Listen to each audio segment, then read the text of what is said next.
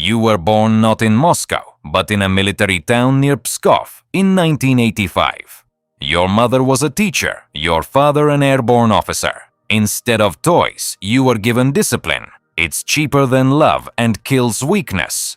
By the age of 10, you already know how to disassemble an AK. Your childhood was a barracks without heating. You freeze at night under a thin blanket. 1991. Collapse. The USSR. No more. Your father lost his job. A great power turned into a garbage dump overnight. Now he drinks. Every evening. Vodka and swearing. Your mother works 3 jobs to support the family. You eat American humanitarian aid in the school cafeteria. Bush's legs are a chicken-flavored humiliation. The yard is a jungle. There are gangs, drug addicts, and gunfire at night. You learn to fight or die. The choice is simple. At 14, you find yourself in a police station for the first time. Self-defense. You break a kid's nose when he tries to steal your jacket. The police officer looks at you and says, "It's either the army or prison. There's no other option." Your best friend Seryoga was hooked on heroin. Did you see him dying in the entryway? Blue lips, foam at the mouth. He was 17. Do you understand? Life. But you can choose which one. It's 1995. You're at school. New Russians drive into the yard in jeeps. They're taunting a veteran, your neighbor. They're beating him with sticks for asking them not to park on the playground. You stand and watch. Powerlessness burns in your throat. You promise yourself, never be weak again. Your father sobers up for a day and says, "If you want to live like a normal person, join the FSB. At least there's order there." It's the only sensible advice you've ever heard from him. It's 2003. You're 18. You're applying to the FSB Academy, Michurinsky Prospect, Moscow. The selection process is like going to war. 30 out of 100 candidates are selected. Physical training, 10 kilometers in 40 minutes, 25 pull-ups, that's the minimum. Psychological tests. You're asked if you'd be willing to kill someone if ordered to. You say, yes, that's the correct answer. Background check. They dig into your past back to the 3rd generation. If your grandfather had problems with the KGB, they'll weed you out. You're lucky. Clean. First day at the academy. Wake up at 6 in the morning. Lights out at 11 at night. In between, it's hell. Physical training until you puke. Sambo. A system of hand-to-hand combat. You learn to break bones and strangle people with your bare hands. Firearms training. PM Makarov 9mm pistol. Reliable as a crowbar. You shoot until your fingers bleed. The standard is to hit a chest target from 25 meters. 10 out of 10, otherwise you have to retake the test. A K-74, a Kalashnikov assault rifle. You take it apart with your eyes closed in 18 seconds, put it back together in 22. This is your second wife. There won't be a first, there's no time. SVD Dragunov sniper rifle. You lie motionless in the mud for 3 hours. Wait for a target. 1 shot. Headshot from 300 meters. The instructor says, good, but not enough to survive. Psychology. You're taught how to recruit people, how to find their weaknesses, money, fear, pride, lust. Everyone has a price. Your job is to find it and press it. You learn to lie, look people in the eye, and spout nonsense with a straight face. It's a lie detector. You're hooked up to wires and asked questions. You have to fool the machine. Your breathing, pulse, blood pressure, everything is monitored. You pass the test. Congratulations, you're a professional liar. The first year is a dropout year. Out of 30, only 18 remain. Some couldn't handle the physical training, some broke down psychologically. One guy hanged himself in the bathroom. No one talks about it. He's simply gone. They're testing your endurance. A punishment cell. A concrete box 2 by 2 meters. No light, no food, only water. 3 days. You sit in the dark and listen to yourself going crazy. Sounds in your head, voices. You scratch the walls with your nails. On the 3rd day, you're released. You emerge looking like an old man. The instructor says, well done. Now you know what solitary confinement is. If you're captured, this will be your home. The year is 2005. You choose a specialization. Counterintelligence, internal threats, spies, traitors, terrorists. You'll be hunting your own. It's the dirtiest job. They teach you operational psychology, how to break people without torture. Sleep deprivation. You interrogate a suspect for 48 hours straight. He sits in a chair with the light on. You switch with your partner every 6 hours, but he doesn't. After 2 days, he's willing to sign anything just to sleep. Intelligence work. How to recruit a source. You study your target for months. Where they live, who they sleep with, what they eat, what debts they have, what fears they have. You find a point of entry. Money. They're in debt. Blackmail. They have a mistress. Ideology. They're dissatisfied with the government. Patriotism. He believes in the homeland. You choose an instrument and press. You become his friend, his confessor, his savior, and then ask for a small favor. Just hand over a document. Just tell him what you heard at the meeting. He agrees. Congratulations, he's yours. Technical surveillance. Wiretapping. You learn to plant pill-sized bugs in phones, electrical outlets, baseboards. A microphone lasts 2 weeks on battery power. You listen to everything. Conversations, sex, arguments, snoring. 99% is garbage. The other 1% is gold. Stalking. You follow your target for weeks, on foot, in a car, on the subway. You memorize their gait, how they smoke, how they look around. If they're a professional, they'll figure you out. That's why you work in a group, taking turns with your partners. Hacking. You learn to pick locks in 30 seconds. Master keys, swipe keys, electronic readers. You enter an apartment while the owner is at work. You install cameras, copy the computer hard drive, photograph documents, and leave. Languages. English is a must. You learn it to a native level. American accent, slang, idioms. You have to fit right in.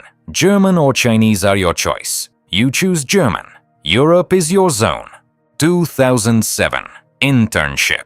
You're sent to Prague under a cover story. You're an exchange student, studying history. In reality, you're spying on Russian dissidents. They meet in cafes, discussing how to overthrow the regime. Your task is to gather information.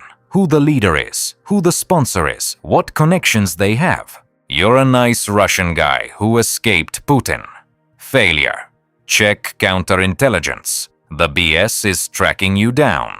You've been exposed. You asked too many questions. Were too interested in the wrong things. You get a call from downtown. Evacuation. Immediately. You burn your documents, take the SIM card out of your phone, break it, leave the hostel with just a backpack, take a taxi to the airport, a flight to Vienna, and from there a train to Moscow. You're back. Failure is a lesson. You've learned it. 2008. Graduation. You're a junior detective in the Russian KSB Directorate, Moscow, Lubyanka. Your salary is 45,000 rubles. That's not a lot for the capital. You rent a one-room apartment on the outskirts for 25,000. You take the metro.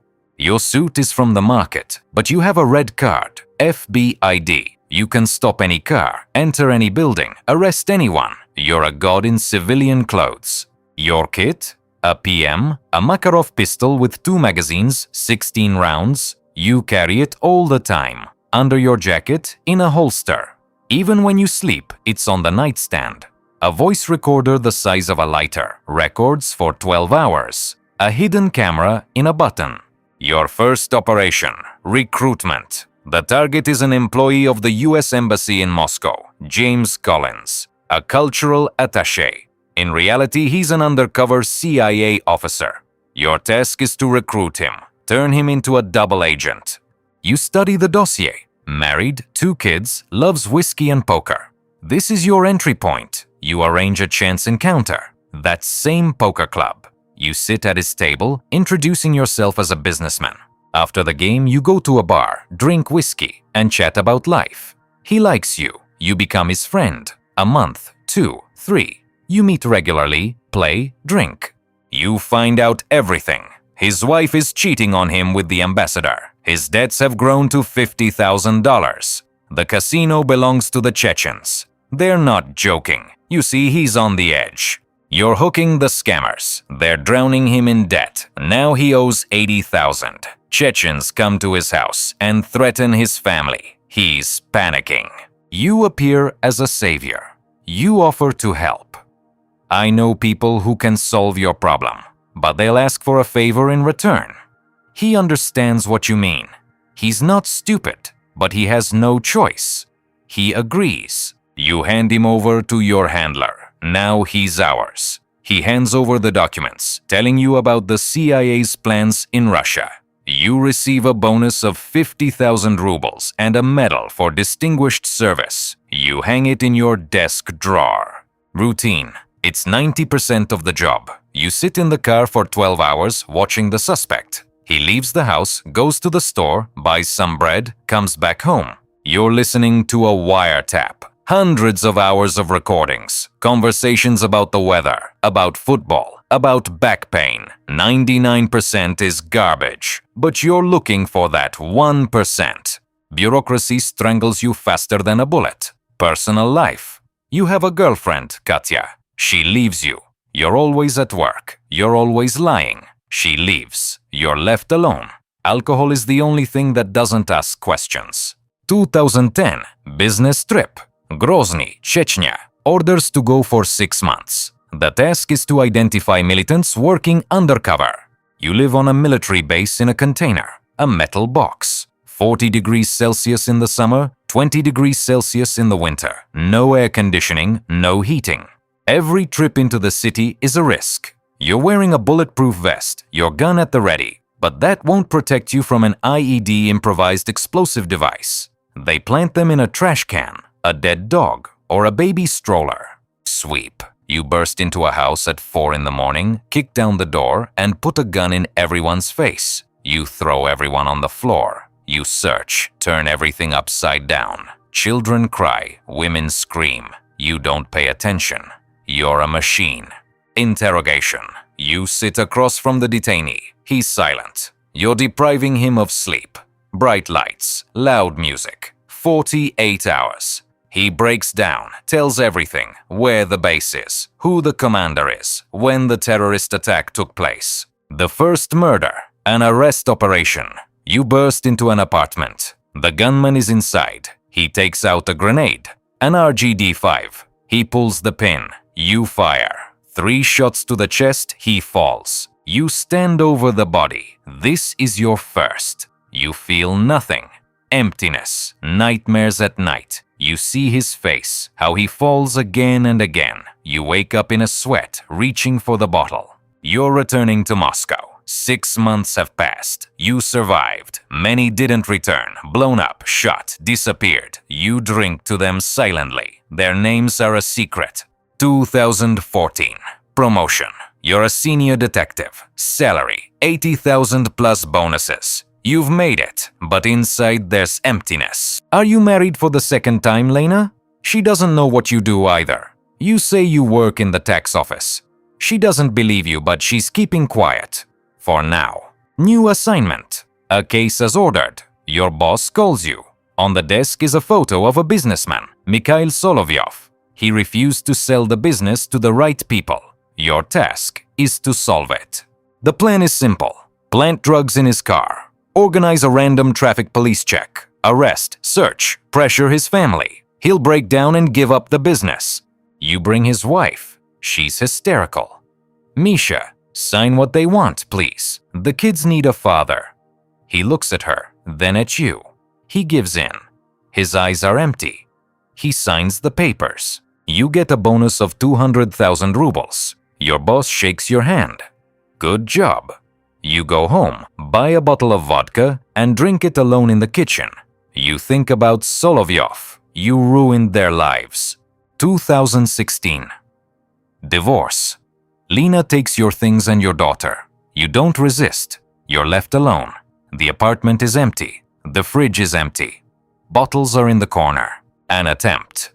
Night. You're drunk. You take out your service pistol. Put the barrel to your temple. Cold metal. Your finger is on the trigger. You sit there for 10 minutes, unable to pull it. Coward. A call this morning. A business trip. Donbas, Ukraine. You're officially going there on vacation. In reality, it's an FSB group. The task is to coordinate the militia, train, supply, and control them. Your job is to organize weapons deliveries, AK-74s, RPGs, mortars, shells. Everything comes from Russia. Officially, it's humanitarian aid. You receive the supplies and distribute them among the units. Interrogating prisoners, Ukrainian soldiers, conscripts, boys. You sit across from them. You ask questions. They answer, they're afraid. You don't beat them. The rebels do that later. You're simply extracting information. You see civilians, old people, children, women. They hide in basements, go out for water, come under fire. Did you see how a shell tore an old woman in half? She was carrying a bag of bread. You drink every night. Vodka is cheap here, and the militias drink too. Everyone drinks, otherwise you'll go crazy. 6 months. You return to Moscow. You are awarded a medal for excellence. Secretly, without publication. You hide it in a drawer with the others. 2018. Internal investigation. Internal Security Service. They've come for your boss. Corruption. 2 people come to you. Show their IDs. SOB, come with us. The interrogation lasts 12 hours. They know everything. The Solovyov case. You're guilty, an accomplice. Or a deal. You testify against your boss. He goes to jail. You don't. Resignation at your own request. Quietly, without fuss. You sign. You're Judas. 2019. Dismissal. 16 years of service. 35,000 rubles pension.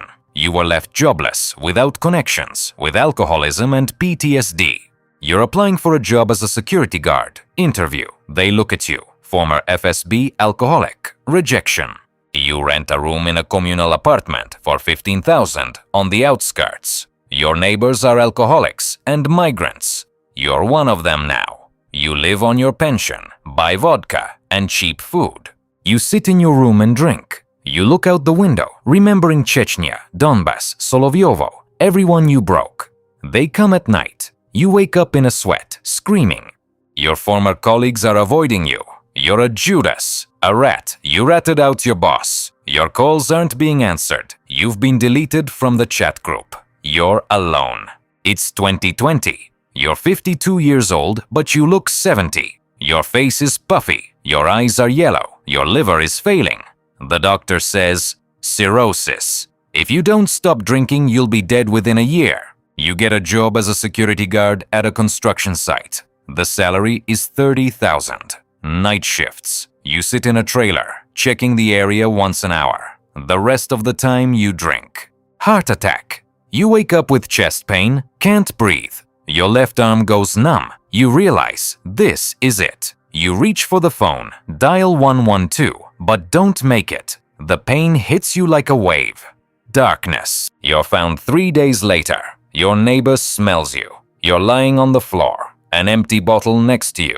A lonely death. The funeral is paid for by the state. The coffin is simple. Pine. The grave is common, without a monument, a name plaque. No one is at the funeral. Your daughter finds out a month later. The bailiffs report that the debtor has died. She comes to the grave, stands there, and cries. She doesn't remember you. You were a ghost in her life. Life summary. Finances. Over 16 years of service, you earned approximately 15 million rubles. Balance at death, debt of 500,000 rubles. Personally killed 2 people, both in Chechnya. One a militant, one a civilian. Insomnia. Has slept 4 hours a night for the last 5 years. 2 marriages, both divorced. 1 child, no contact. Friends, 0. Myth, FSB agents are superheroes. Reality, 90% of the time, it's paperwork, boring routine. Myth, huge salaries and benefits. Reality, the average salary is 60 to 80,000 rubles. In Moscow, that's poverty. Myth, always act according to the law. Reality, fabrication of cases. Contract operations. The law is a tool when needed. Myth, a heroic death in battle. Reality, most die from alcohol, disease and suicide. Quiet and dirty. The philosophical conclusion. You wanted to serve your country, but became a tool of the system. You dreamed of justice, but committed lawlessness. You thought you'd be a hero, but became an alcoholic with no future. You were a cog. Cogs aren't buried with honors. They're thrown away when they break. Your life was bought for an idea. The idea turned out to be a lie. The alternative: if you hadn't joined the FSB, stayed in Pskov, worked at the factory, you would have died at 65 of old age, surrounded by your grandchildren with a clear conscience. But you chose something else: power, adrenaline, secrecy, and you paid for it with your life. A final word to those watching: the FSB isn't a movie. It's not romance. It's a machine that grinds people, both friends and foes. If you think you'll become a hero, think twice. The system doesn't like heroes. It likes performers.